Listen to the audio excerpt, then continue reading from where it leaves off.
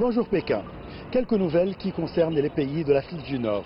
L'initiative Ceinture et Route inspire l'Algérie qui veut moderniser ses infrastructures logistiques de transport. L'initiative La Ceinture et la Route, lancée par la Chine, a été la thématique principale de la 3e édition du Symposium international sur la translogistique, le transit et l'entreposage des marchandises qui s'est tenu samedi et dimanche dernier à Alger. Ainsi, experts, opérateurs économiques et autorités se sont accordés à dire que les principaux objectifs de l'Algérie, maintenant qu'elle a officialisé son adhésion à l'initiative chinoise La Ceinture et la Route, consistaient essentiellement à accélérer le processus de développement et de modernisation de ces plateformes logistiques de transport et à œuvrer à la réduction des coûts de transport des marchandises pour devenir compétitifs sur les marchés étrangers. Évoquant la ceinture et la route, le ministre algérien des Transports et des Travaux publics, Abdelghani Zahlan, a révélé que son pays était heureux de s'inscrire dans cette initiative dans laquelle la Chine doit partager son expérience et son savoir-faire avec le continent africain, dont l'Algérie, le tout dans le cadre d'une démarche internationale.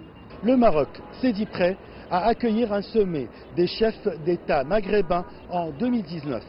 Selon le secrétaire général de l'Union du Maghreb arabe, l'UMA, Taïeb Bakouche, les ministres des Affaires étrangères de la Tunisie, de l'Algérie, de la Libye et de la Mauritanie ont déjà accepté son invitation à une réunion à Tunis pour préparer le 7e sommet des chefs d'État que le Maroc se dit par ailleurs prêt à accueillir en 2019.